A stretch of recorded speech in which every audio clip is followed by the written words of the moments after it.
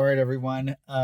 So we know that Aptera is not gonna deliver a car until late 2025 at the earliest. And like many of you guys, um, I've been needing a car for a while, and I just can't wait until 2025 to get a car. So I needed a car now. And so I ended up buying a 2017 Hyundai Ioniq Electric for a couple of reasons. One, it was a really good deal. Um, I could have gotten a better deal on it, but I'm not a very good haggler. So I ended up getting this 2017 with 93,000 miles on it for about $8,500 out the door with tax and everything, documentation fees and everything included. There is a used vehicle 30% um, at point of sale rebate that you can get at most dealerships. So that helps out a lot. So anyways, $8,500, well, a little over, I think it's like $8,700 for a 2017 EV with admittedly a lot of miles on it.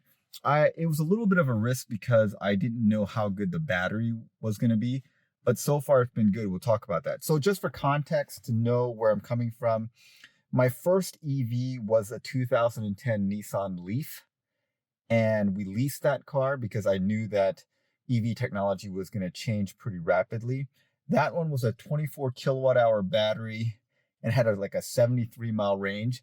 And that was fairly accurate. We were able to get about 70 miles of range, 73 miles of range through mixed driving. When we first got that car, my wife was not too excited about having an electric vehicle.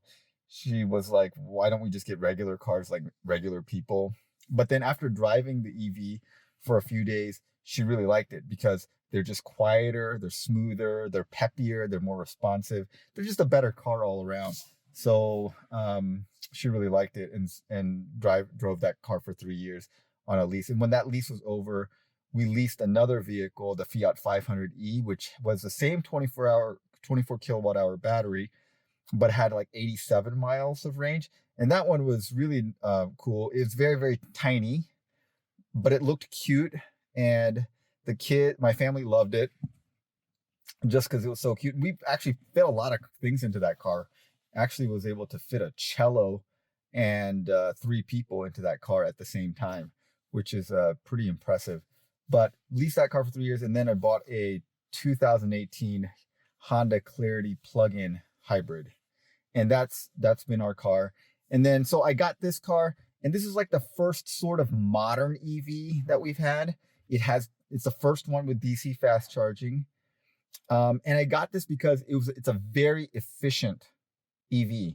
And I'm going to show you how efficient it is. So the way this car works is if you push this EV button, you get this thing, and you can press this and get it kind of rates how well you've been driving.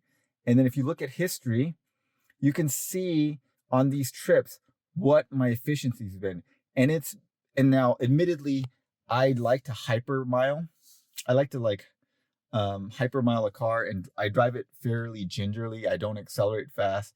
I avoid braking. And so you can see here that they're generally over 5 miles per kilowatt hour. Here's one 4, then this one was 9 because it's mostly downhill. This one was a short trip, which was mostly downhill. Let me find a long one. Okay, yeah, so you see the 43-mile trip, that was 6 kilowatt hours. Here's a 75-mile trip. This is when I bought the car and I drove it home. This was with air conditioning on and everything. So 4.1. So this is a very efficient car. It's more efficient than the current most efficient Model 3. And it's more efficient than a Lucid Air Pure. I mean, it's a much smaller car, but so several things I like about this car is if you look here and you look at the battery, currently I'm at 68% state of charge, and I have a range of 94 miles. This thing had a range of 130 miles at 100% when it's brand new. That's what it was rated at. And it looks like this battery has not degraded at all over 93 miles. Because if I charge this to full, it would give me probably like 135, 136 miles of range. And I've actually driven that, and that's very accurate with the kind of driving I do, mixed city and highway driving. And that's with 93,890 miles on the odometer. And the car is, 7 years old at this point. And so the battery has been very, very good. One of the things I did not like about the Leaf is the Leaf had no thermal management on its battery. And where I live in the summers, it gets extremely hot. And in my garage, it easily hits 120, 130, maybe sometimes 140 degrees inside the garage. And so that was killing that battery. And I could tell even after 3 years with the Nissan Leaf that battery was degrading and was starting to degrade. But this vehicle looks like the battery is still in great shape. I mean, if I get another 50, 60, 70,000 miles out of this battery pack and this car, I'll be very pleased with the amount that I paid for it. So the other thing that I like, which I didn't think I would like, is when you put it into drive, there's these paddles here that do the regen. And so if you look, the regen's at level 3, and then you go down and the regen's at 0. Now, I kind of thought that I would like a car initially that had just mass full regen all the time. And I do like to drive it this way most of the time, especially in the city. It's one pedal driving, and the regen is pretty aggressive on this, much more aggressive than it was in the Leaf, much more aggressive than it was on the Fiat 500e, and much more aggressive than it is on the Clarity. I live where it's fairly hilly, and in all those other cars, I had to use the brakes to slow down on hills. But on this vehicle, on regen level 3, I can slow down almost to a stop on very steep hills because the regen is that aggressive, which I really like. Now, here's what I discovered. So remember, regen is never as good as just keeping the kinetic energy as kinetic energy. So if you slow down and speed back up to that same speed, you've lost some. It's more efficient to just stay that speed than to regen the energy and then give it back and try to retain that speed. So when you go to 0, the coasting is extremely smooth. It's less than the end, like on a gas car, when you take your foot off the gas. When a gas car, you put your foot off the gas, it does slow down a little bit. There's a little bit of engine braking. When you put this on 0, it coasts very, very smoothly. So on a highway drive, I like to keep it at 0 and coast as much as I can. And that makes the car be very, very energy efficient. Now, the other thing that I know, so I do like, what I'm saying is I do like to be able to, I realize I like to be able to control the amount of regen from really high to nothing. Now, the other thing that I really like about this car is you can push this electricity use, and it tells you how much power you're using from various systems. So right now I'm just sitting in the garage, so you're not going to see anything, but the drivetrain, goes from like 5 to like 30 kilowatts of power usage. And the climate, so you can see it's currently 0. I'm going to turn on the AC here. And then I turn on the AC, and you will see that we're using about 600 watts of energy to use the AC.